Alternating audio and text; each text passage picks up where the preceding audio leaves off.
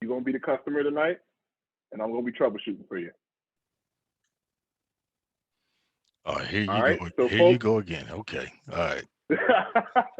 So here's the scenario, folks. As you can see on my screen, right?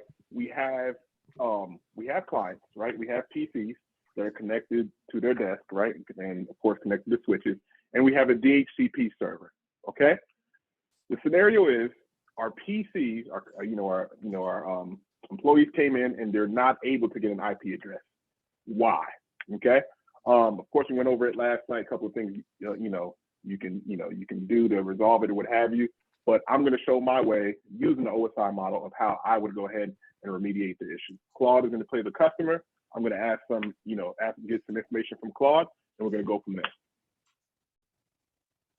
All right. Okay, Mr. David LLC Engineering. I got issues with my PCs all of a sudden. Everything seemed to be working before the holidays. We took break over the holidays and everything was fine. We had regular operations going on, but today I'm getting calls from various employees within the facility that they just can't connect to the internet. Can you see what's going on? Sure. Yeah, I can take a look at it. Give me one moment to go ahead and drop some notes for myself, okay? Sure. And what I'll do in the meantime, I'm going to give you access to 3 PCs that you can probably use to check whatever it is that possibly could be the underlying root cause. Okay, perfect. Perfect. And what PCs are these? These is going to be PC 11, PC 13, and PC 14. Okay. This is basically a representative of a PC from one of our various departments, one PC from our various departments. Okay. And just so I can get some more information, what exactly is, I know, the information you gave me, that their PCs wasn't working. Can you shine a little bit more light and tell me what's actually not working? So basically, I got one phone call from Suzanne, and okay, she was operating PC 14, and she was telling me that when she tried to log in this morning, her PC was just sitting there at the Windows, desktop, and she tried to click on to some inner office folders, and they just weren't coming up for her. And also with that, her trying to click on to a Google web search page, that wasn't coming up for her as well. Okay.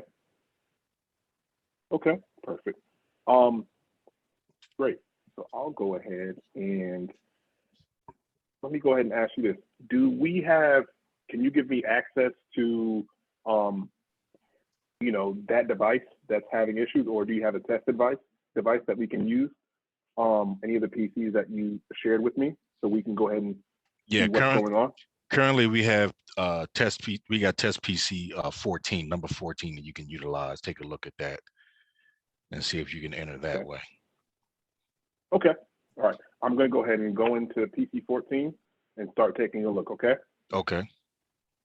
All right. And any command or anything that I put in, I'm going to let you know why I'm putting it in.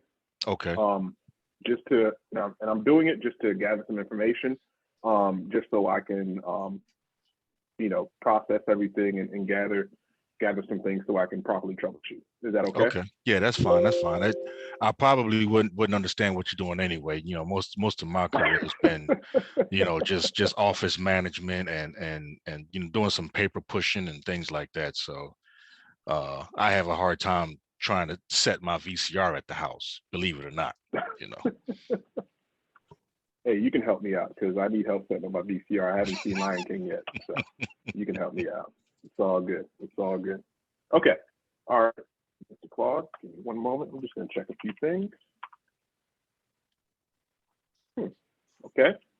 So, Mr. Claude, I wanted to check the status of the PC, just see if it, has, IP address, what have you, because based on your problem, you stated that they're unable to reach network resources, they're unable to reach websites. Correct. So correct. It looks like from what I see here, that this PC doesn't have an IP address. What I'm going to do now is try to force the PC to obtain the IP address, okay? Okay.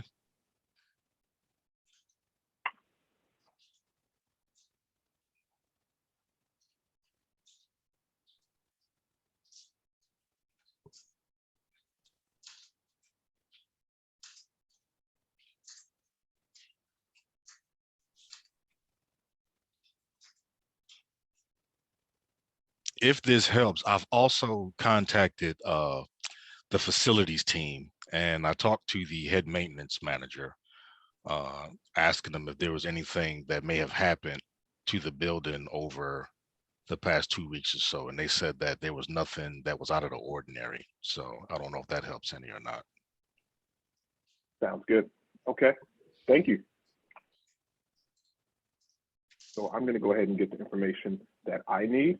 I'm going to go ahead and pull the MAC address because that will help me. You don't have to worry about that. And guys, just a quick break from the scenario. So what I'm doing first, right? I'm getting the MAC address. I'm going to go ahead and take care of and verify layer 1 and layer 2 from the switcher standpoint. We already can tell, right, that layer 1 and layer 2 is up and running on the PC because the PC is up and I'm able to get into it, okay? So now I'm going to go to the switch and check layer 1 and layer 2. So, all right, Mr. Customer, I'm going to go ahead and get into one of your switches. Is that okay? Yeah. So I'll have Robbie meet you down at the closet that he can let you into that IDF room that you get access to that switches. Okay. Robbie sounds like a weirdo. Can you make sure he keeps his hands to himself? Good deal. Good deal.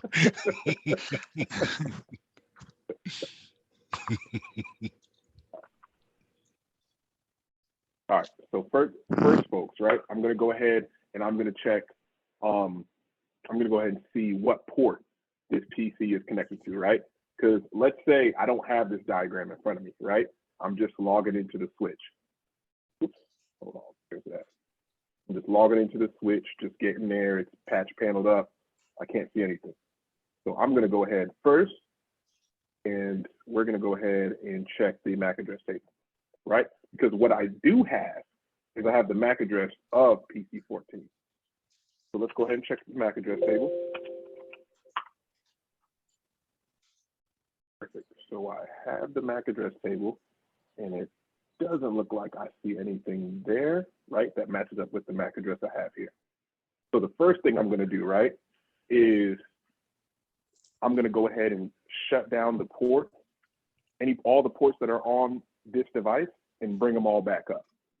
And what this is going to do is this is going to force the switch to go ahead and send electrical signals out of all of its ports once I shut it down and bring it back up, okay?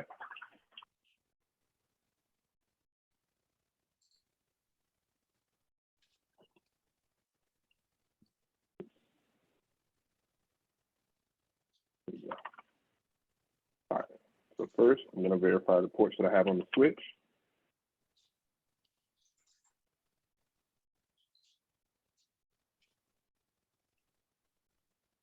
Perfect. So I have all my ports on a switch. And guys, just a quick note for those who wasn't here last night, and of course those that were there last night. Show our IP interface brief. What it does, it gives you all the interfaces on the switch, even the logical interfaces. Logical meaning the interfaces that are created via an ether channel or a loopback interface. So you're going to see port channel 1, port channel 2. You see that showing up and running. So it's going to show us the status and the protocol. Whenever you're looking at this, you're looking at the show IP interface brief. This is one way to verify layer 1 and layer 2. Status is layer 1, meaning that it's up and running, something's plugged up to it. We're getting signal, and protocol is at layer 2, meaning we learned the MAC address, everything looks fine, we're not getting any errors, that's up as well. But there's several other ways we can go ahead and check. So for my methodology for testing everything, I'm going to shut down all the physical interfaces. So I'm going to go ahead and go to configuration mode, where I can go ahead and make the change. Go ahead and make it easy and not go to every interface, but hit them all at one time.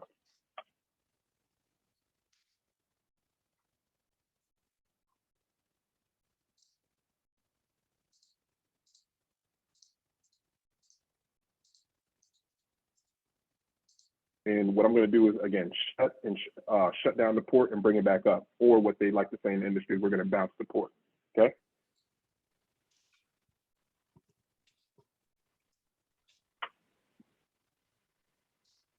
So now you're going to see some syslogs pop up telling me that port has been shut down.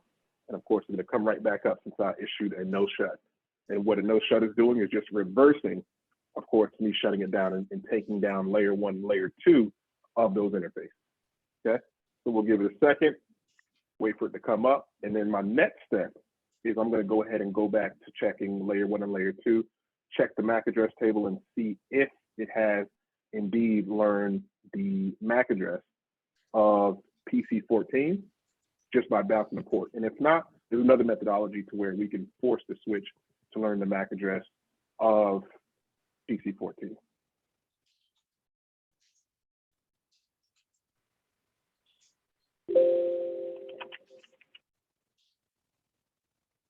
Okay, so I don't see it here. So what we're going to do, we're going to go ahead and I'm going to go ahead and shut down the PC, as Brian said yesterday.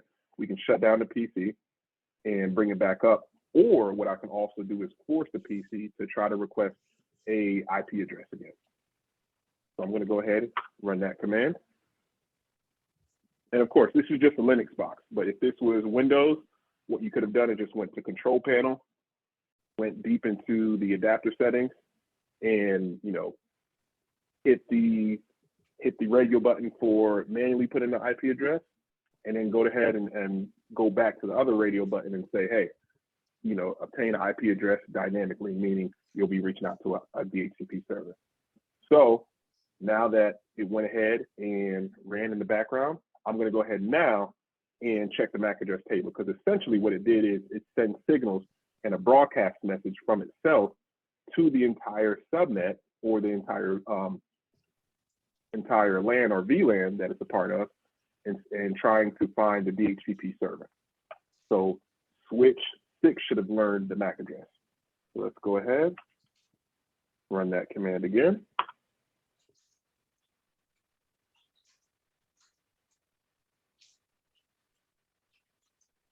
Hello.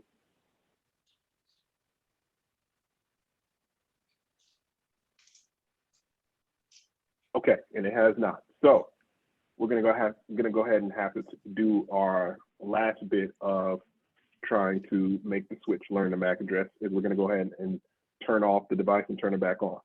Simple A+ stuff.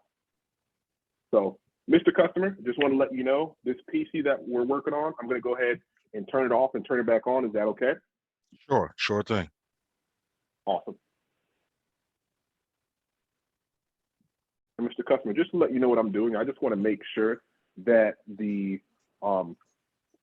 switch that it's connected to, I want to make sure that it's learning the information from that PC and confirm that it is connected to that actual switch. Okay? Okay. Thank you.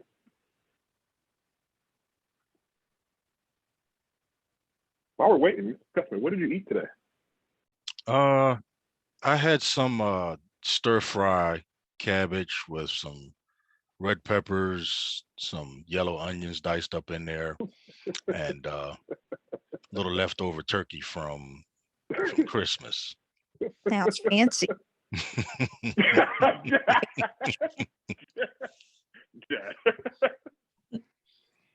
Oh, Claude, I gotta grow up one day, bro. I'm gonna grow up one day. I'm sorry. Just not today. I'm sorry, Claude. Just not today. Just not today, man. I get That was buried in my paws. I'm dashing. All right. So now that I went ahead and bounced the port, as you guys can see, a syslog message, or that message popped up on the switch saying, all right, cool, line protocol is up, meaning layer 2 is up. Okay. Well, line protocol is down and line protocol is up, meaning that layer 2 is now up and good, and layer 1 is up and good at the same time. So now, God willing, I'm going to go ahead and assume that it has now learned the MAC address of PC14.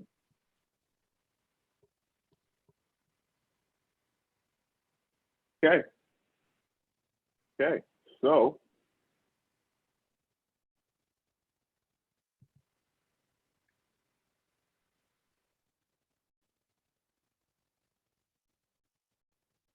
Perfect. So we can go ahead.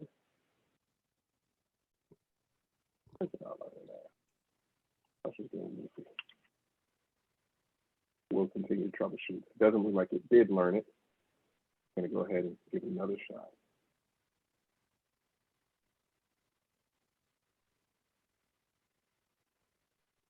There we go. So now that I generated traffic, it looks like we identified what port our PC is connected to. It's connected to gigabit 0/2. Okay. Oh, what I'm gonna wonderful. do- So did that fix the problem? It did not, Mr. Customer. What it did is we did make a great first step into identifying where this is connected to. And then Okay. I'm going to go ahead and start digging around in your network, if that's okay with you, and try to Okay. identify where your server is located. If you have that information, that'll help as well. But I have no problem looking myself for Okay. that server. Sure. And if you need, I can send Robbie over there with the keys, and he can let you into the other He's- closets if need be. He's pretty weird, though. He's pretty weird. Okay. No, but you can send him. You can send him. All right. All right. It's all good. It's all good. Okay. All right. So now, right, I have the, and let's get out of scenario real quick. Okay. So I identified layer 1 and layer 2, right? I know the PC is up and running, right? Layer 1 and layer 2 is fine. It's, the switch, it learns the MAC address of the PC, right? Everything's fine. Now, what I'm going to do, right? Because there's no way for me to, let's say the customer doesn't know the DHCP server. He gave me a real hint. He's like, nigga, I don't fucking, I don't know anything about PCs. So you're going to have to figure it out. That's why I called you. So that's exactly what I'm going to do. Okay. So what I'm going to do, right, is I'm going to see how this traffic flows through the network. Okay. And if I do that, I may find something. Okay. And so typically there's one layer 2 protocol that's used to make sure that traffic flows one way throughout the network, right? And we know, and if you don't know, it's perfectly fine. That's why we're here tonight. We know that typically within a network, and you guys probably seen it in your Network Plus and CCNA studies, there's always a 3-tier approach. What I mean by that, you have your access layer switches to where, if you guys work at a company, you got a cubicle, those ports that are connected on your desk, they're connected to an access layer switch. It's just like it says, it's just giving you access to the network, right? And on top of your access layer switches, we have your distribution layer, right? And your distribution layer, right, is taking care of the entire building. A whole bunch of switches that are on every floor is connected to that distribution layer switch. It's doing the same thing, but it's doing it at a, at a high rate. So it's doing exactly what the name says. It's distributing all of your traffic from your PCs throughout the entire network. Okay. So, and then after distribution, we may have, depending on your network, we may just have a distribution / core, which is an all-in-one, or we just have another layer, which would be the core switch. Okay.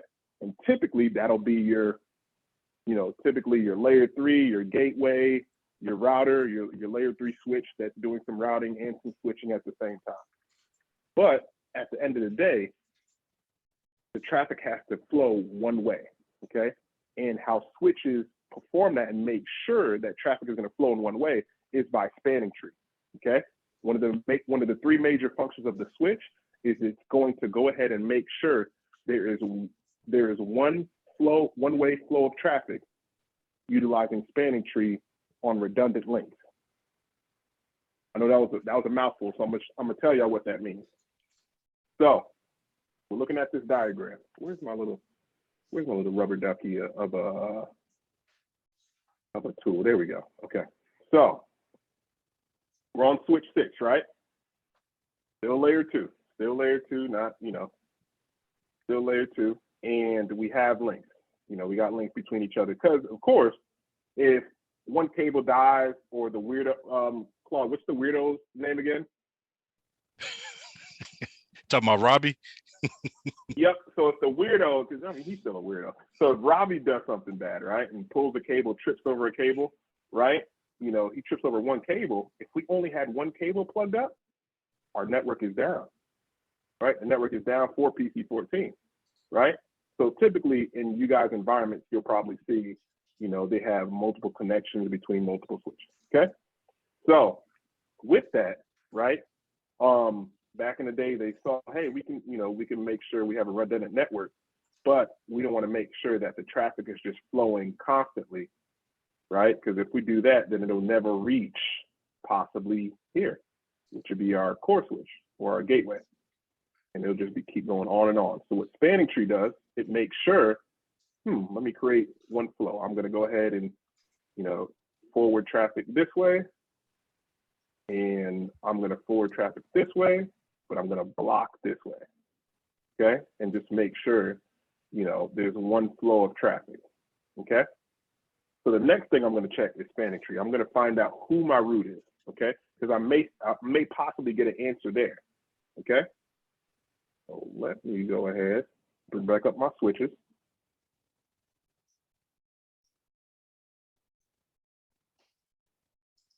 Okay. And I'm going to find out first what VLAN my PC is a part of. Okay. So as we see, and of course, whenever I'm troubleshooting, I like to take a lot of notes. I'm going to go ahead and grab this, and I can see that PC 14 is a part of VLAN 20. Okay. So I'm going to go ahead and try to find the root bridge or the root switch for VLAN 20. Okay, we're still at layer 2 now, so we're not switching it up. I'm gonna make this a bit bigger.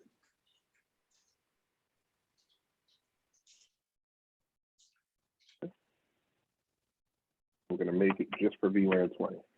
Okay.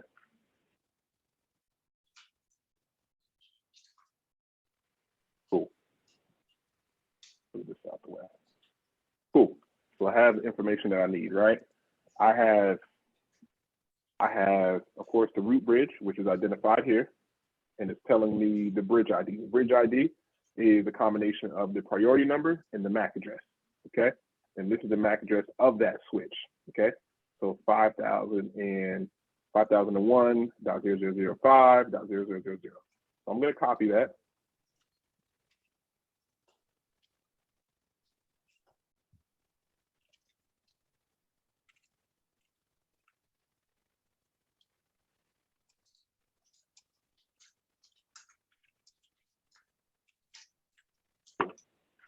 Got that info, okay?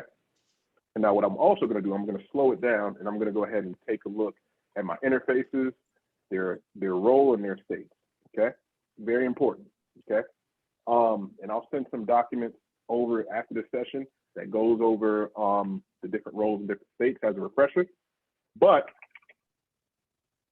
typically, right, you're gonna have a role that says root, meaning that it's pointing towards the root bridge that's responsible for passing that traffic throughout the network.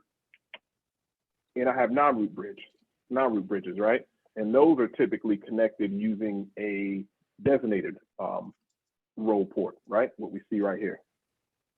Okay. So with that being said, I have my root port here, which is port channel 3. Okay. Again, I don't know,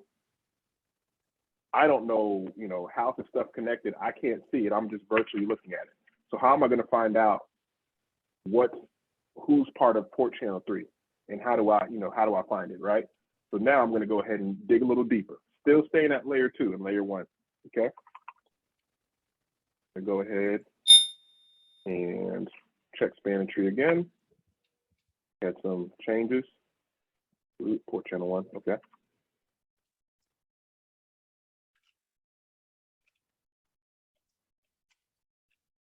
Second.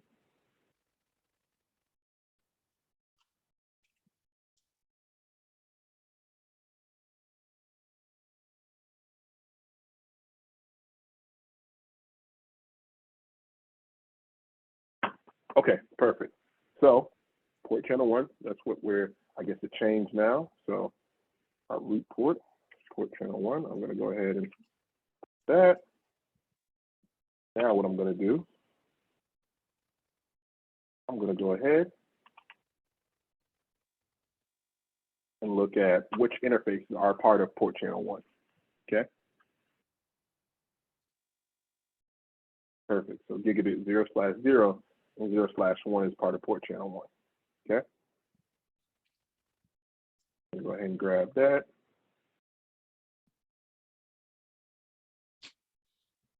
Cool. Now that I have that, what I'm going to do now, right, is I'm going to go ahead and see how do I go ahead and identify the root bridge, right? Because if I do this is still layer 2. If I do a show MAC address, I may not see that MAC address there.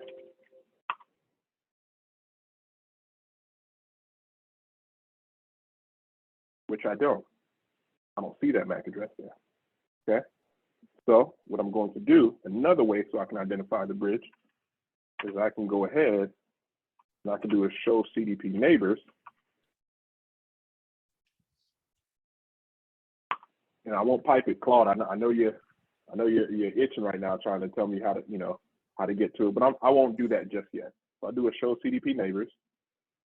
Take a look at some information here. This is not really telling me a lot of things, but it is telling me, right, where it's learning certain interfaces, which switch, on what port it's learning.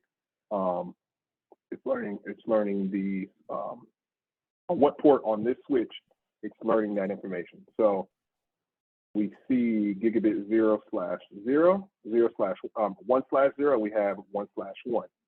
Okay. For switch 5. Not saying that's my root bridge because I haven't verified that yet, but it's using that port channel. Okay, so let's do a show CDP neighbors and some detail, just so we can take a little bit deeper dive of it and see if we get some more information.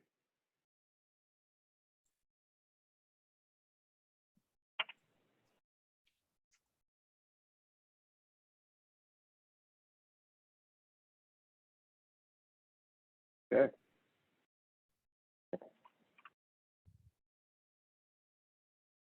Looks like that gave us a little bit more information. Oops, run that command again. We'll wait for all this to populate.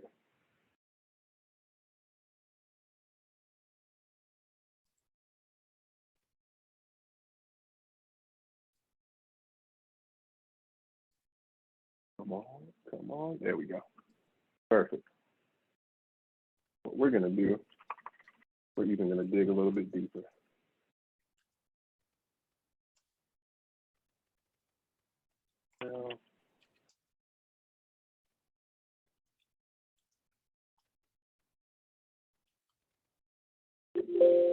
One thing we can point out is switch 5, right? We're learning that on this interface, and we're learning switch 4 on a separate interface.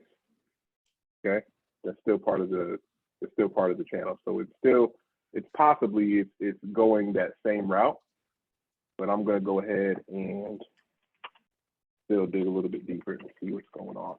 Give me 1 second.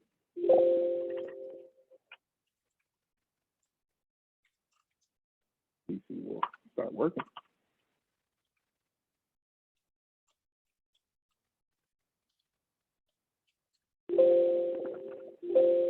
There we go.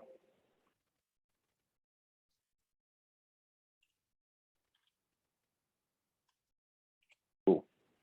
So, ran my show CDP neighbors. I identified, let me scroll back up. Here's a couple of things I identified as well, right? I don't see a management IP address. So if I wanted to, I couldn't even SSH from this switch to the next switch, right? So this would require me to go ahead and actually ask the weird guy that I'm with in the lab, hey, can I go ahead and, console in 2, which means, get a cable and plug into the next switch. Can I get into this next switch and see what's the configuration there? Okay. So, Mr. Customer, can you call that weird guy back so I can go ahead and get into the next switch? Sure thing. He should be there at the scene now. Oh, yeah, I can smell him. Give me 1 second. So, Twan, you're going to go ahead and play the weird guy. This is not real life. but I'm going to go ahead and get into switch 4. So just letting you know.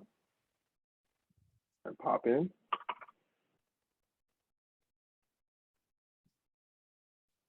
And guys, we're still at layer 2. Nothing at layer 3 yet. Ooh. And we have a trace back. So, real quick tip, guys, if you guys ever see this, and this is an old error message, but if you ever see something like this, this means typically your CPU on your switch is getting bogged down for some odd reason. And maybe spanning tree and maybe anything, right? But this also can be a cause of why PCs on your network or your customers aren't getting an IP address or not even be able to communicate with resources in general, okay? So, Mr. Claude, it looks like one of your switches is not functioning properly. Is it okay for the attempt of troubleshooting that I shut it down and turn it back on? Well, if you shut it down, will that make anything worse? It's possible, but currently it couldn't get any more worse. It's currently not working. That's a good point. That's a good point. Yeah, go ahead and shut it down then. Okay, thank you, sir.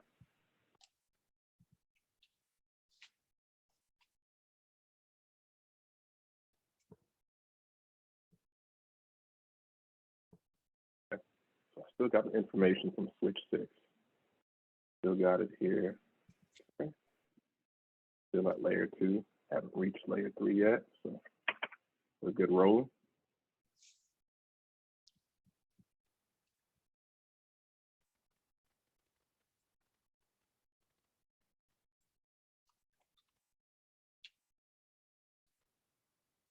So guys, of course, when this boots up, what we're going to do, we're going to go ahead and wait for it to boot up. Then I'm going to go ahead and check the configuration, because in my mind as an engineer, I'm thinking, okay, before we even touch layer 1 and layer 2 and start getting our data, let's see what's going on with the switch or what caused it to go ahead and stop working, okay? So I'm going to go ahead and do a show run. Even before I touch the OSI model, do a show run just to check its configuration, okay? Let's blow this up.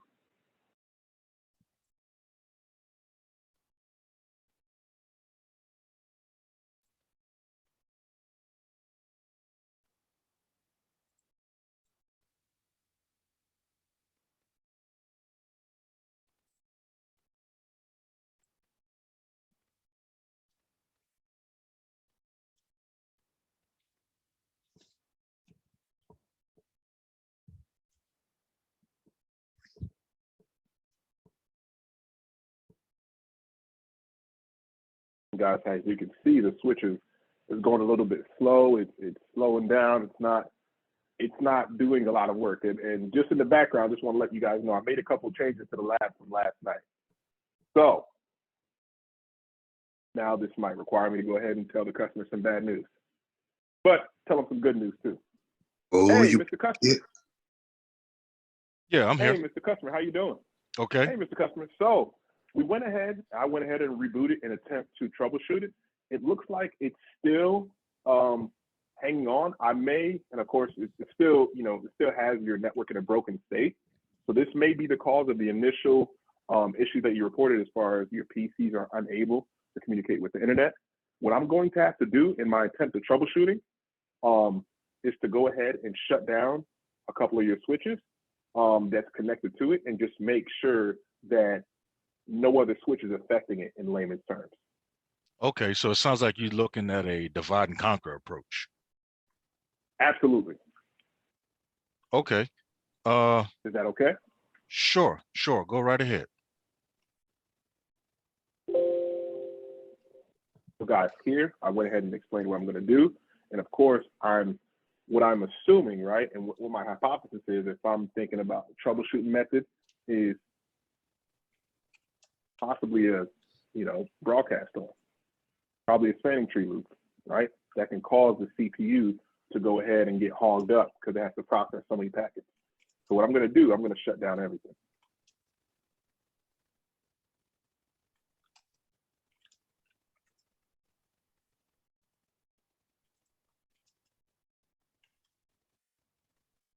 Okay. Now that I've shut down everything, what I'm going to do is I'm going to go ahead and turn on what I actually know. Okay. I'm going to turn on switch 6. Hey, Mr. Claude, I'm going to go ahead and just let you know, is turn on one of your switches one at a time, okay? And this Sure. is just going to be my attempt to go ahead and see if there's any changes and then move on to the next switch, okay? Sure.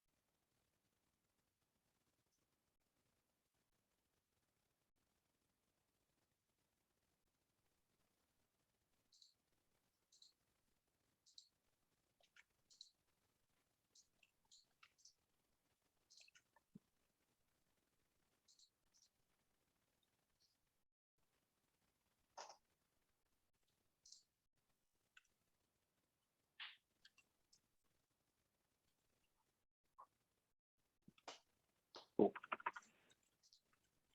Look at the configuration. Cool. So spanning tree looks fine. It has a host name. Everything looks fine. It's not doing IP routing. So it looks like it's still at layer 2. Okay. You see a couple of port channels or logical interfaces. So take a look at it. Nothing out of the ordinary. And I see my interface, PC14 is connected to. Everything's fine there. Everything's looking fine. Do a couple of checks.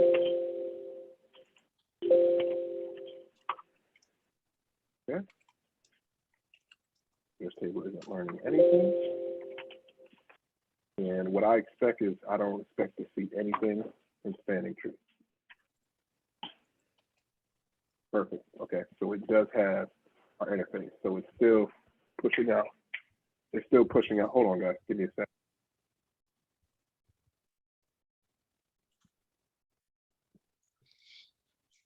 Sorry, y'all. My dog was going crazy.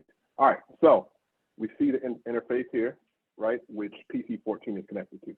So we verify that. And we verify, too, if we look, that just like spanning tree is supposed to do, if it's not has any connection to any other switch, it's going to tell itself that it's the root bridge, unless it gets PDUs or messages from other switches saying that, hey, my bridge ID is better than yours or lower, right?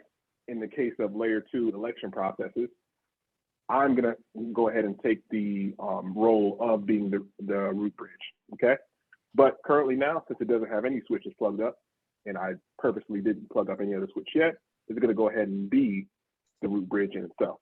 So I think it's the shit because nobody else is there. Okay. So now what I'm going to go ahead and do is check spanning tree, check the configuration. I didn't see anything. I'm going to go ahead and start up the next switch.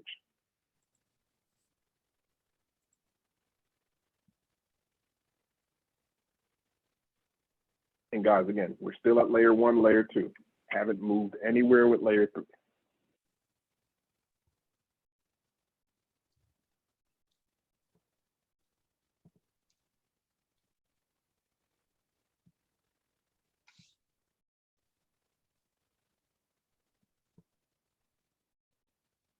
And guys, just to be transparent, the reason why I'm taking my time with, you know, troubleshooting this or what have you, right? A couple of things. A couple of things I was blessed to learn while I was, you know, working on TAC over at Cisco, what have you, is, you know, and you guys probably seen it whenever I put you guys in the hot seat, is if you jump all the way to layer 3, right? We know that the switches are supposed to learn MAC addresses, right? If we jump straight to layer 3, and we're just, we're on a wild goose chase trying to find out why isn't it pinging. You have no methodology. You're not going to find out. You're not going to realize, okay, did I even check if the switch is actually learning a MAC address? Because you may try to, the customer may tell you, hey, my PCs aren't able to ping or are not able to reach Google. But we all know, we all worked in help desk. Sometimes it might not even be plugged in. So we're wasting our time trying to, go to Google or try to call Google or try to look at our network closet, but we haven't even checked layer one. There's a reason why the OSI model exists, okay? So this is why I'm checking methodically layer one, layer two, make sure everything is good there, and then we can go ahead and jump to layer three, okay? So with that, now I'm at switch 5. First things first, I'm not gonna check anything at layer 1 and layer 2. I'm gonna check the configuration first.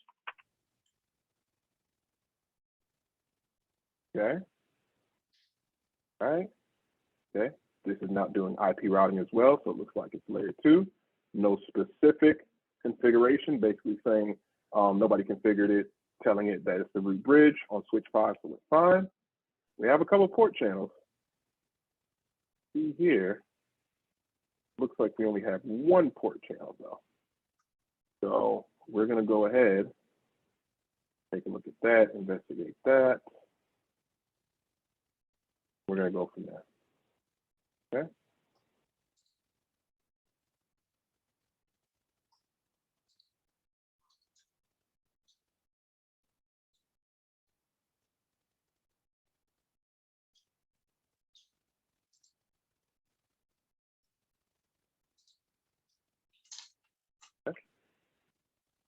All right, let's just go back up to, let's just do the one.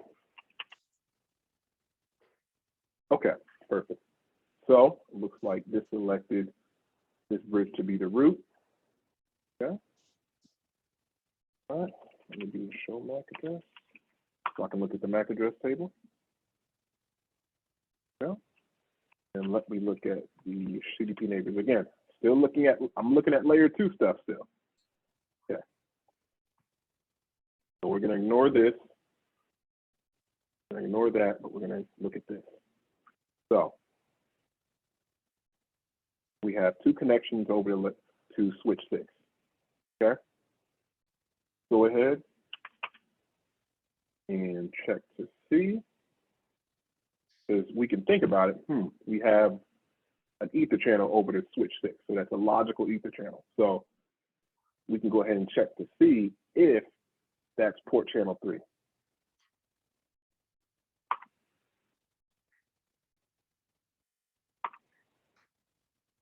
Perfect, okay? So we have a port channel up and running. It's working well, and we're good to go. So everything looks fine here. Nothing looks bad. Now, go ahead and turn on switch 4, and we're gonna go from here.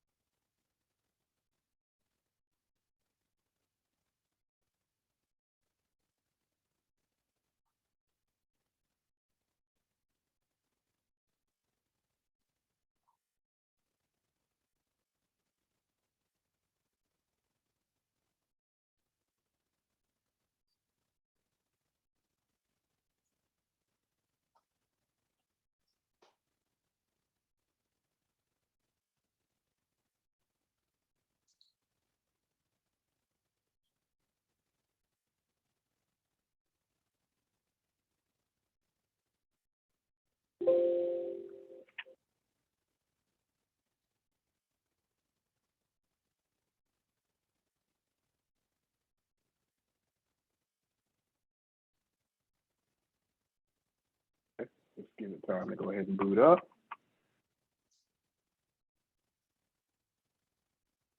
Hey, Mr. Customer, you didn't tell me what you were having for dinner. I know it's kind of late. Did you already eat? Yeah, for dinner I had some sweet potato pie with some M&Ms on top of it. Did you put whipped cream on top of the M&M? No, but I had some cookies and cream ice cream that I did. That I put some on top of that. You ate that all by yourself. Absolutely. Absolutely. Okay, all right. And Mr. Customer, just letting you know, I'm making a little bit of progress. What I'm trying to do is going ahead and mapping out your network, just seeing how it works. Okay. Okay. I'll provide you an update soon. Sure.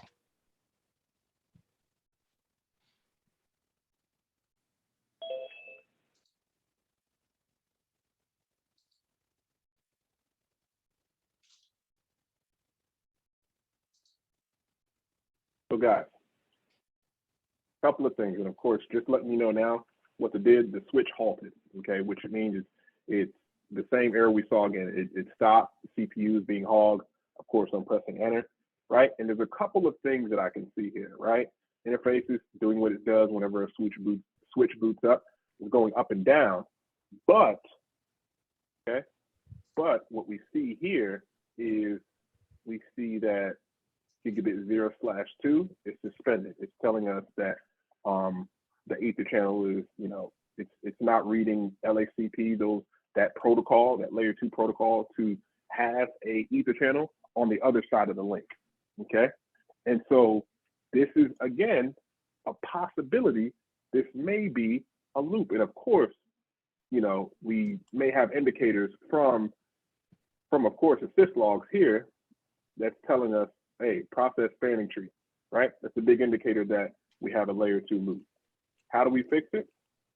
First, let me go ahead and talk to the customer. Hey, Mr. Customer. Yeah, I'm here. So I think I found a few things. What I'm going to do is I'm going to change and take a look at some of the configuration. And prior to any changes, I'm going to go ahead and let you know. Is that okay? Sure thing. Thank you. So what we're going to do, we're going to stop this loop immediately. Saying out switch 5. And we're going to investigate first and pull some data and see what's going on. As you guys can see, automatically, my CLI came back up. So, assume, and it may have been a spanning tree loop, but we're not going to assume because we don't have any data, nor Cisco, Aruba, or anybody's never going to tell you that there's a spanning tree loop. So we're going to go ahead and take a look. We're going to check the configuration. Okay. All right. This isn't doing any IP routing. Nothing specifically with spanning tree. Okay. And I see a port channel. I see a second one. Okay. And I see some interfaces that are supposed to be a part of it. That configuration doesn't match the configuration on the port channel. Okay.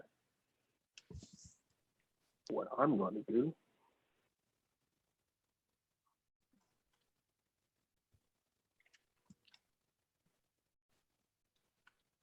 take note of that.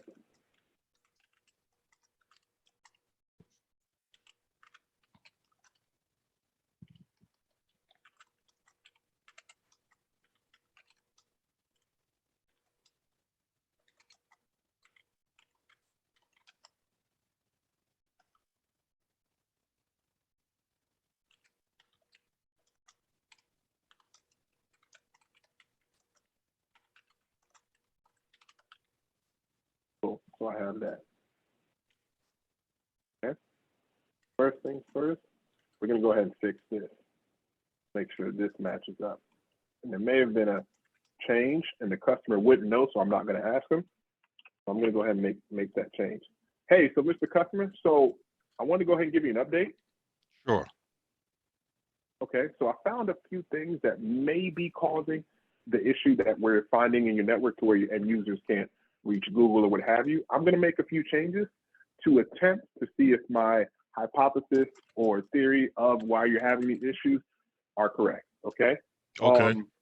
This isn't going to affect connectivity as it's already, already affected as it is, because our end users can't, of course, reach out to Google. So these changes, they can only get better before it gets worse. Okay.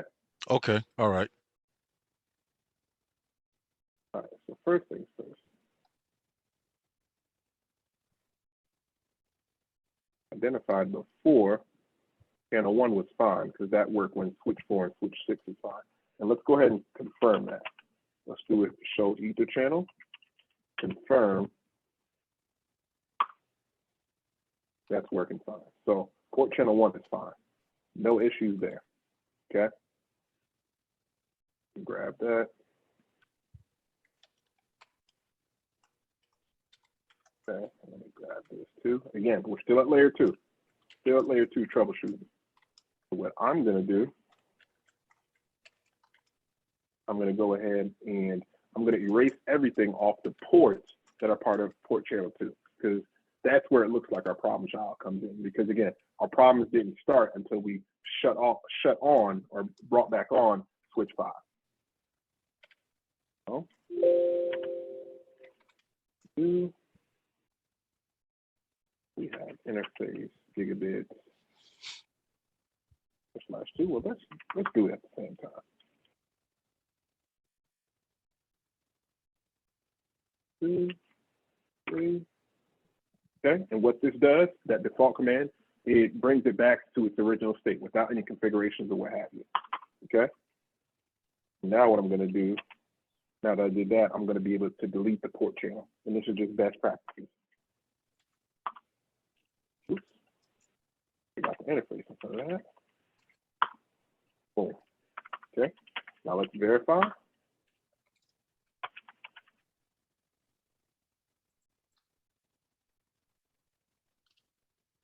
Cool. So only one port channel, and the interfaces, gigabit 0/2 and 0/3, they're good. Have nothing on them.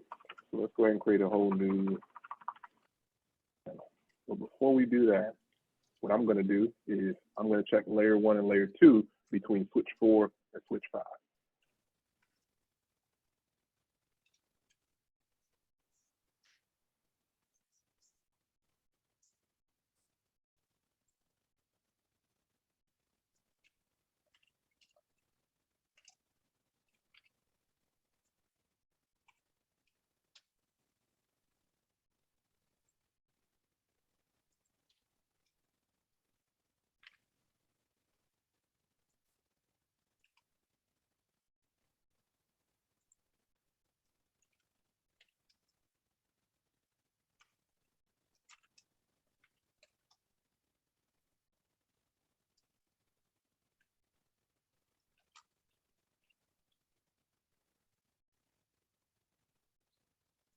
Are you adding in the range stuff in there too? That you change the ranges of those interfaces? Are you adding in the ranges for and the notations where you change G02 through G03?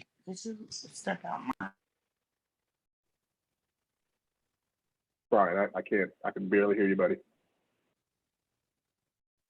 Hey, can you hear me now? Yeah, I can hear you good. So I was saying in your notes, on your notepad, you were putting on there, putting in there like you did the range of G02 to G03. Mm-hmm.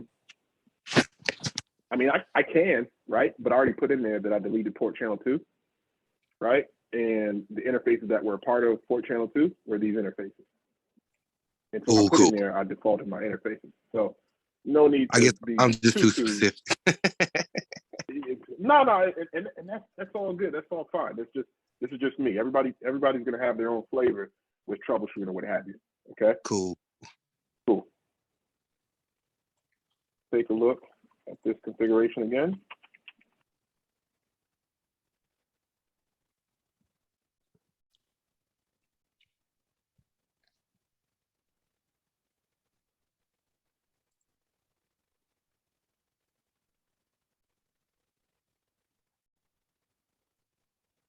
Minute.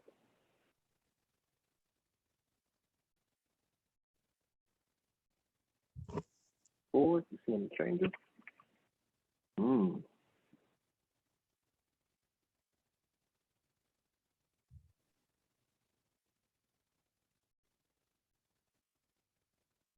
Hopefully what I expect comes up.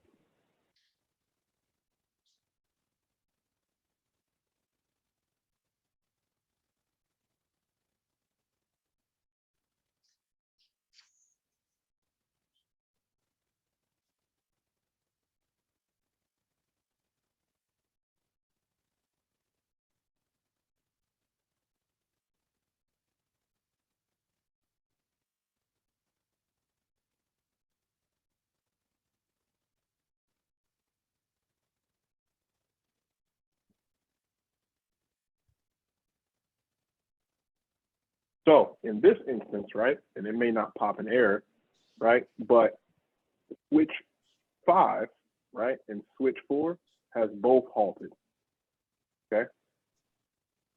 Of course, we see it comes up, so it may have, of course, interface may have went down in the background.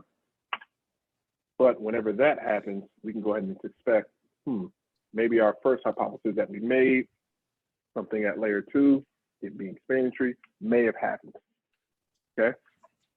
Let's go ahead and keep investigating, keep taking a look and see what's going on. Looks like that switch 4 is still offline. Let's go ahead and take a look.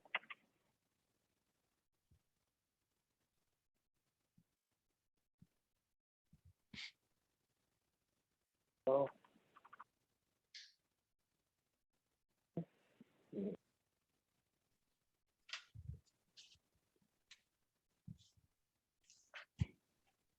There you go.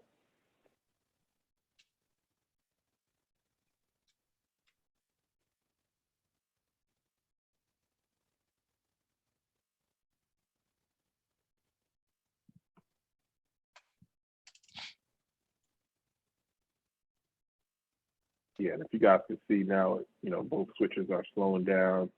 They're not really as fast as switch 6, so we can see something's going on. And there we go. We have our traceback that popped. We can see there might be an error there. So what I'm going to do is, of course, in my efforts is troubleshooting. I'm going to go ahead and pop that guy off.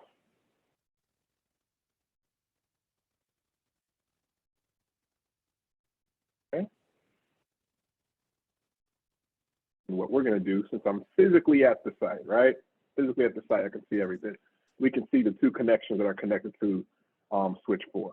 So what I'm going to do is I'm going to go ahead and create a port channel, right? Port channel, see what's going on or what have you, and see if those links come up whenever I boot switch 4. So first, I'm going to configure it on switch 5, save the configuration, turn switch 5 down, configure the same thing on switch 4, so that whenever I bring it back up, it's going to go ahead and form an ether channel.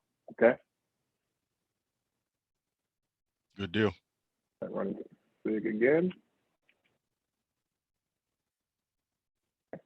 So 1 and 3, 2 and 3 don't have nothing on it.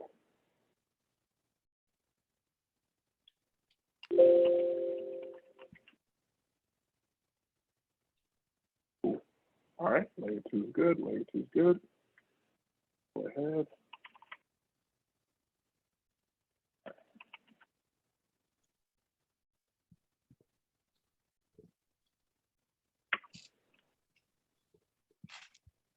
Okay, and what I'm going to do is I'm going to go ahead and, without me making any changes, the switch is going to be an access port. I'm sure you guys know the difference between accesses and trunk ports. So currently, before I make any changes, it's an access port. I'm going to change it to be a trunk within that ether channel. Okay, you can have a ether channel that's strictly access, but I'm going to make it a trunk. Okay, a couple of things I have to do. I have to change the encapsulation type to .1Q. Then I'll be able to go ahead and switch it to a trunk. The newer switches, you don't have to do that, but since it's an older switch, we got to go ahead and do that change. And now what I'm going to go ahead and do, and configure the protocol that I'm going to use for the ether channel to come up, which is LACP. Since it's an industry standard, we're going to use that just in case Claude, being the customer, may have some different switches in his environment that doesn't use Cisco's proprietary PAGP or PAGP. We're going to give it a number of 4. Mode, LACP. We do the question mark. It'll show us what commands we can use for LACP and what commands we can use for PAGP. I'm going to do active. Okay. I'm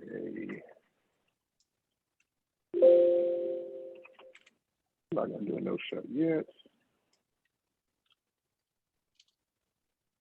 I'm going to save that configuration.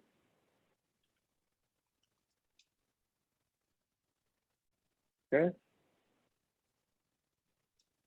Go ahead and bring up switch 4.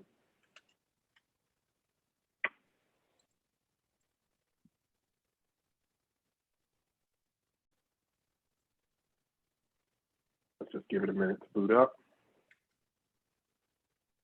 And guys, while this is booting up, I'm gonna go ahead and get some water. Give me a second.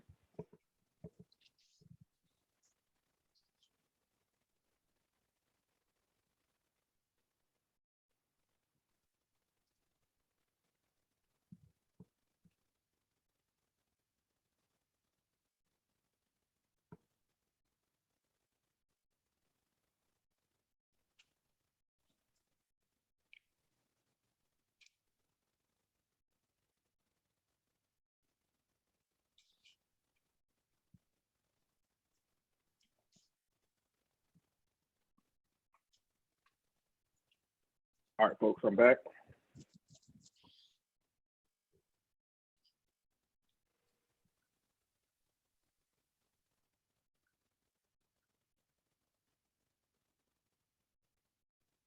Are you? Am I? Might not be.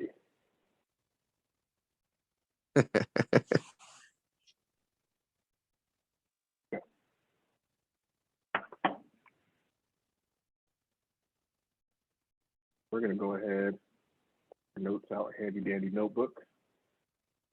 Since I love Blue's Clues so much.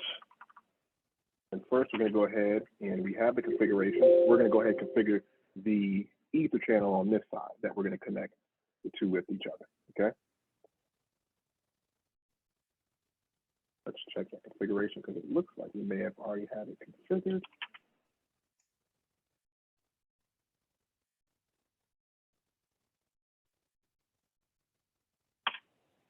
Perfect. Okay, so we have that configured. So what best practices, typically when I'm troubleshooting, see it already here, I'm gonna go ahead and delete it, create a whole new ether channel using a whole different number, or what have you, just same link, okay? So let's go ahead, do the same thing.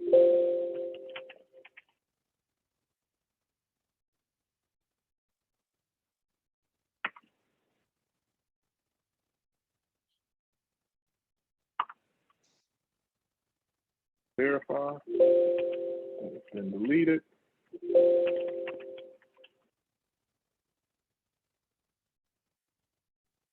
Cool, so it's gone. All right, so we're gonna create a whole new ether channel. We're gonna give it the same number, ether channel number that I configured on switch 5.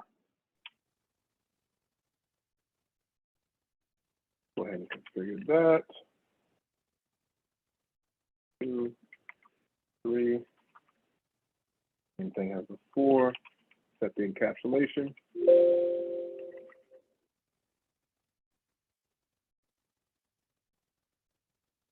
Okay, perfect. As before, we're using LACP. Different number. There we go. Perfect. So we're good. We have needed the change. 3, 4, 5. Down.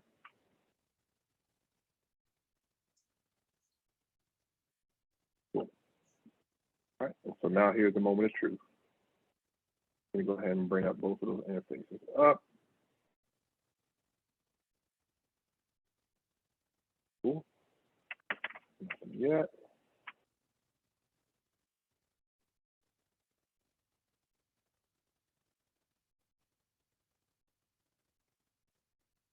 All right, let's see what happens.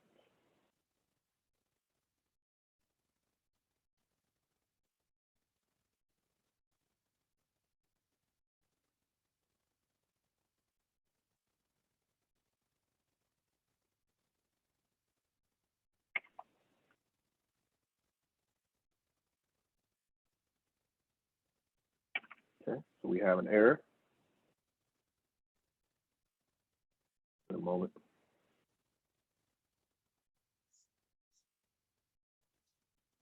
Wrong. Am I using the wrong ports? Yes, I am. Whoopsie daisy. Was it Hey, G02? G0. Yeah, G0. G02. No, it's 1/2. Okay, so on the right side it was. Yep, on the right side it looks correct. And the right side is correct. It's using the correct interfaces. Like I configured wrong here. So let's go ahead, make that change. And we do 2, 3, touch.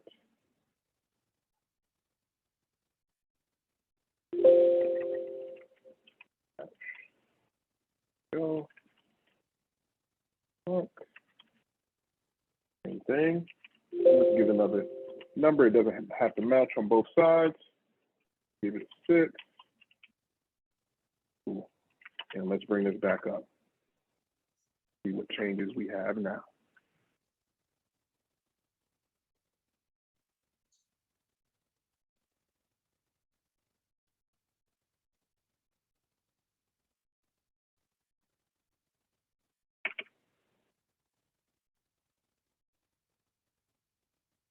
Bounce the ports.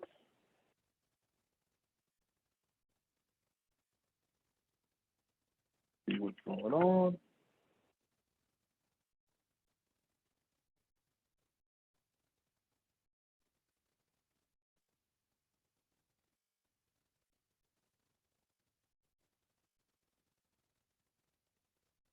Cool, cool. So it's giving us the error, even though we have our connections set, right? Even though we have our connections set, it's still not forming an ether channel. Do we have a reason why? Maybe in the background, but we're not going to spend enough time, right? Because Claude has been here, right, for almost an hour, right? We're going to go ahead and get him up and running. So we're going to go ahead and kill these connections. In an environment, would you do this? Maybe, depending on how you're troubleshooting, and you'll come back to it later, okay? We still have a way up to the internet, okay?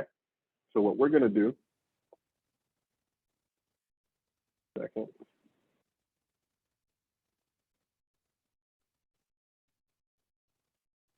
We're gonna do is we're gonna go ahead and update Mr. Claude first. Hey, Mr. Claude, just wanted to update you. So it looks like I found an error between 2 of your switches.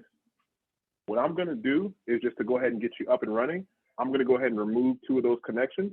I already let the weird guy know.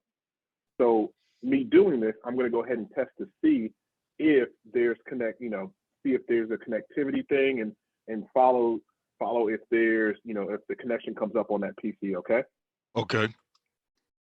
Thank you. Okay, so now let's try to force it again. Go back to that PC, see if it can get an IP address now.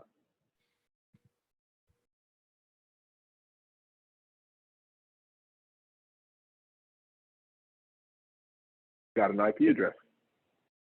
But why does it get an IP address, right? So let's go ahead and follow it, right? So we go back to switch 6. Without me even looking at anything at layer 3, and just in the background, guys, letting you guys know, what I did change earlier when I got home is I created a spanning tree loop on purpose, right? But what I was trying to do, right, is to find out where the root bridge was, okay? And so I think I'm on Aruba. And let's see. Okay, I'm going to step away for a hot minute. I need to notify corporate and let them know where we stand right now and give them a milestone update. Sounds good. Thank you, Mr. Claude. Sure thing. Cool. So I'm going to go ahead and follow that path, right? I have my root bridge, 5001. I'm going to check my MAC address table. Just to triple confirm. Cool. Learning off port channel 1. All right.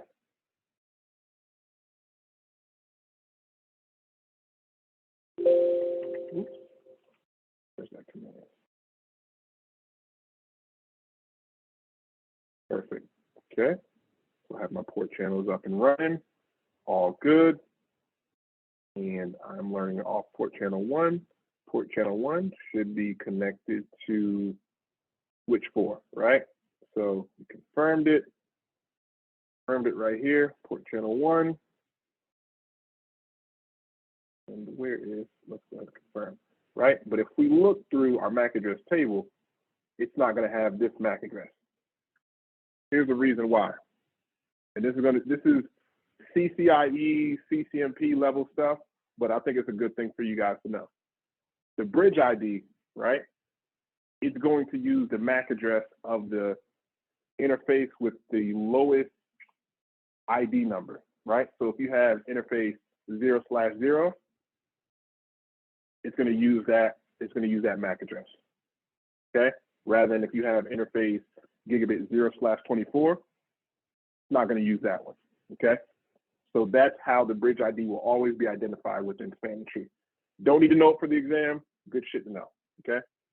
So we have that. We're going to follow port channel 1. Okay. Physically, I'm there. I'm troubleshooting. I'm going to go ahead and go to switch 4. Just one more check. It shows CDP. Cool. So I'm checking, and either channel still at layer 2. Checking to see is, oh, okay. So port channel 1 is using port 0/0 and 0/1. Okay. So now I can see which switch is used, which ports are using 0/0 and 0/1 on show CDP neighbor, so I can identify which switch isn't. Okay. So 0/0, switch 4, and 0/1, switch 4. So now I can go ahead and go to switch 4 and see, go ahead, go there. And guys, I'm still following the path, still seeing what's going on. Let me hop out here.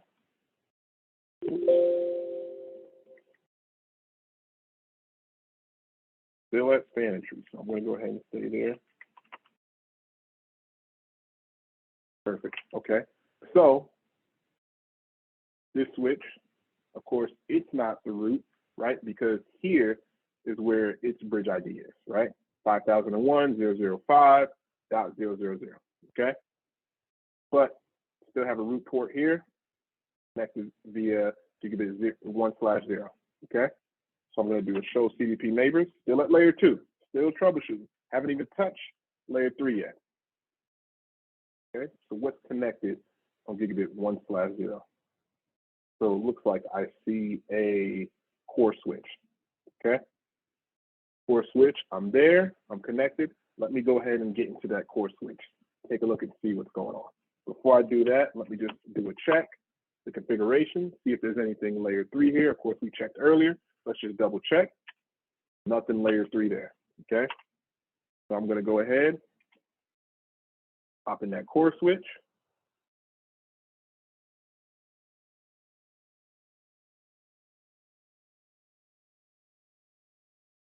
Okay. That MAC address. Okay. And let me do a show span tree. Still layer 2. Boom. Let's shorten it up. 20.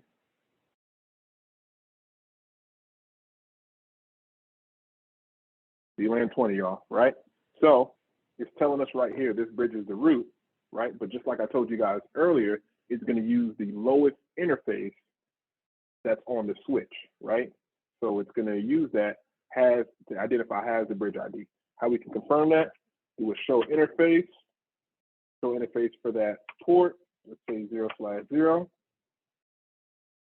and voila. Okay.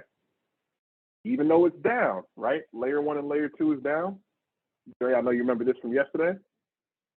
It's still going to use that as its bridge ID. Okay. So let's check that configuration.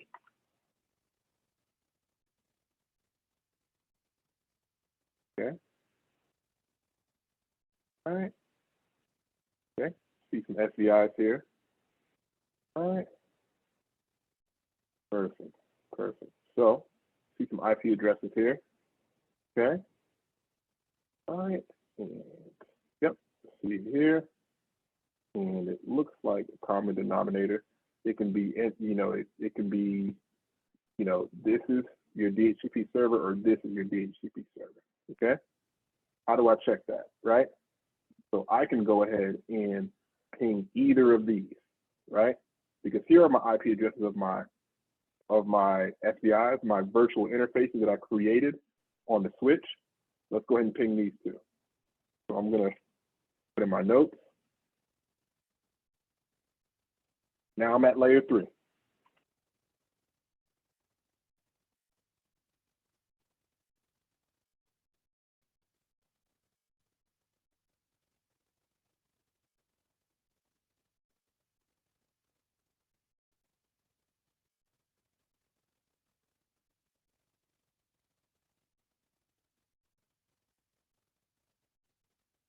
And typically, if there's an exclamation point that's saying the pings are working, we have connectivity.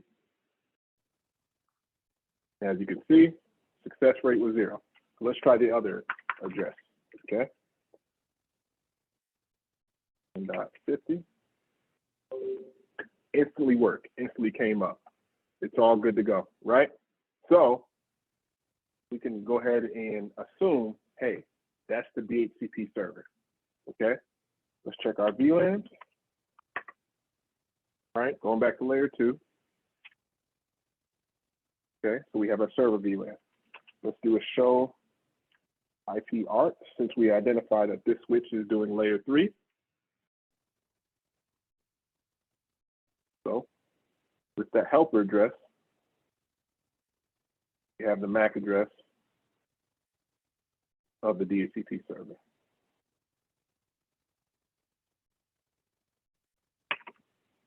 Right? So go back now and I trace and see, what's the path to the DHCP server. I do a show MAC address. Still using the OSI model, y'all. Show MAC address. So the MAC address is 5001.0007. I see it here, and it's using gigabit 0/2. We do a show CDP neighbors. Perfect, right? 0/2, that's connected to switch 4. Okay, let's go ahead and go back to switch 4. Mind you, this is just a layer 2, so we're checking just a MAC address table.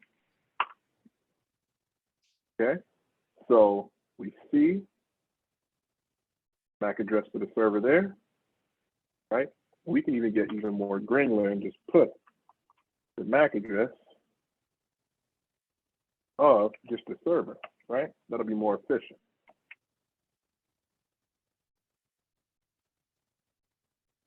Cool. So we're learning it on port channel 1, right?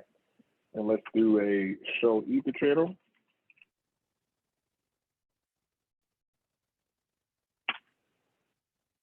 Okay, so port channel 1 is using, still at layer 2, using these 2 ports. Okay, and let's do a show CDP neighbors. Perfect, perfect. So looks like switches that I see in my CDP table, right? The interfaces match up with switch 6 if port channel 1. Okay, so now I'm going to go to switch 6.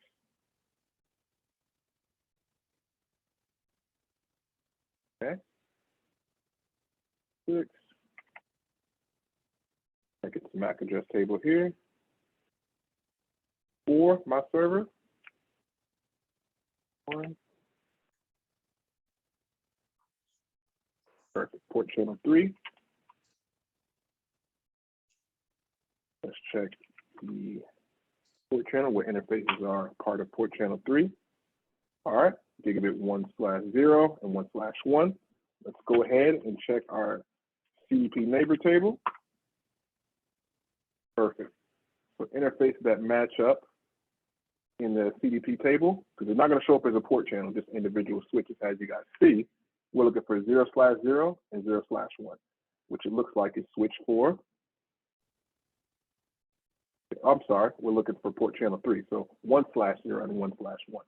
So that's going to be switch 5. Okay, so with that, we're going to go ahead and go to switch 5. We have the evidence now. We're going to go to switch 5, do the same thing.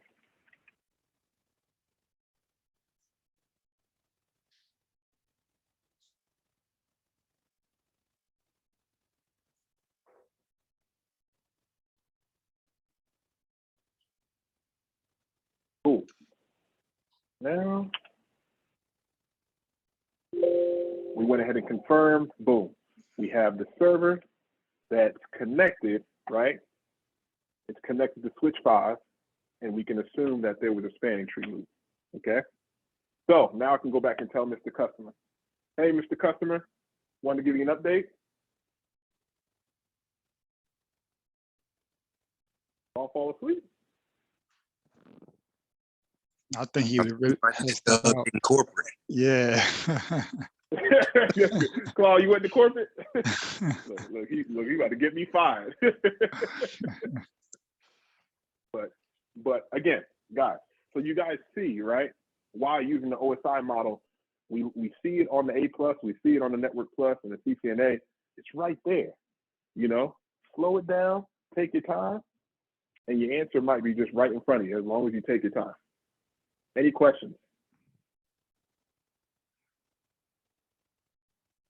David, when you following this OSI model, do you typically? I think you jump in from one. You'll run through the OSI model on one network device, and then you go to the next. Is that more or less the way you go about it? Yeah, typically, right? Because I checked layer 1 and layer 2, right? By doing I went ahead and first checked each switch and said, hey, check layer 1, everything's up between the switches. I already checked that, right? And so how I checked the ports were up between each switches is doing the show ether channel summary once I went inside the switch a second or a third time. There was no need for me to check the switch port. So layer 1, layer 2, fine, all in one command because the ether channel is up, which sits at layer 2. Okay. Okay. And so once that, go ahead. No, I'll let you finish. I'm sorry. No, go ahead. Go ahead. All good. I just had another question, but sure. Go ahead. So the other question is, so we start out we started out with PC14 not getting the IP address, and we ended up we realized that it wasn't, the MAC address wasn't being learned on the switch it was connected to.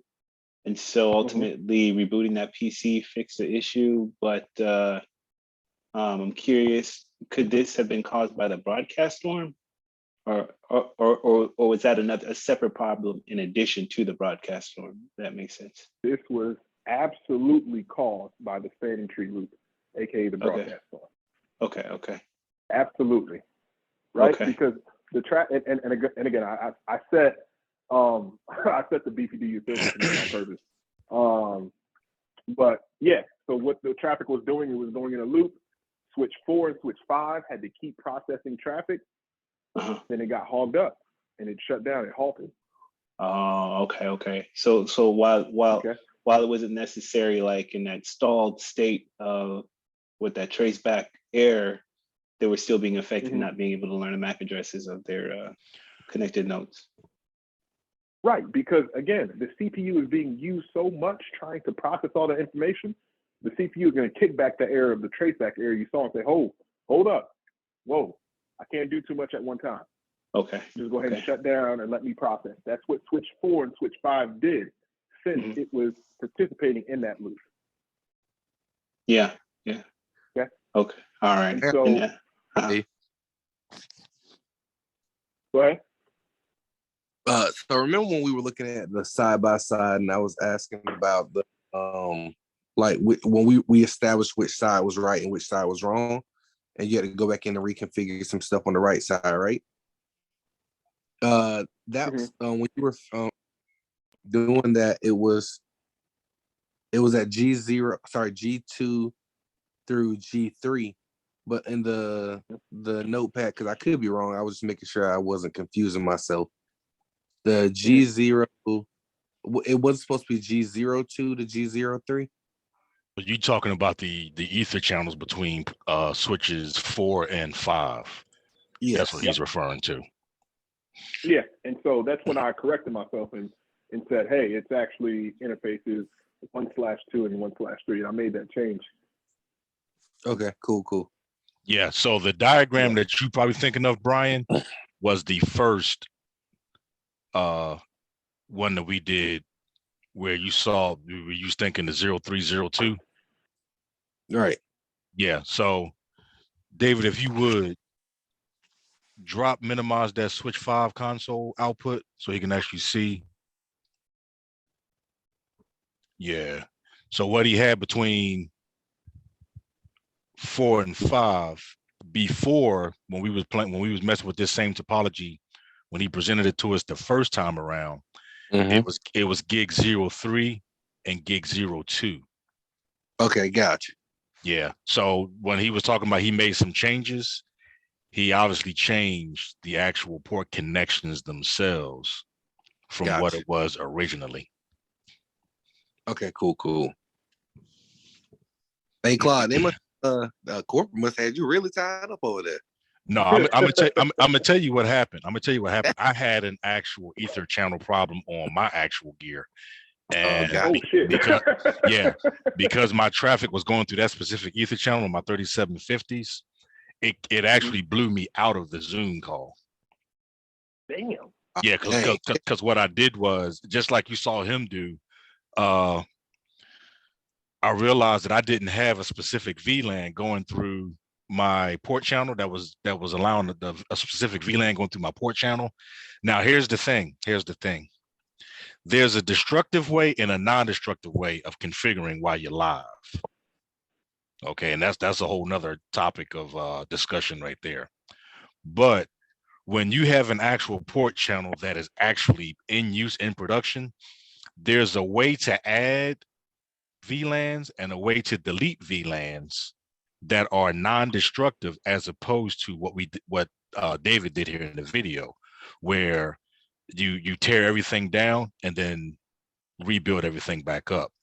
That is what I did because it was actually the quickest way for me to copy and paste what it should have been in there. So when I tore it down, I dropped out of the Zoom call. And as I was slowly building it back up, you may have seen me dipping in and out, because every time I would come back in, Zoom would tell me we're recording. But now my ether channel is stabilized and I'm able to talk to y'all guys and see what y'all doing now. Hey, that's pretty cool. One situation ran into the next, coincidentally. So I want to go back to James. James, does it make sense to why I went to switch 6 and then went to switch 4 after getting the MAC address of PC14 and confirming that switch 6 learned it?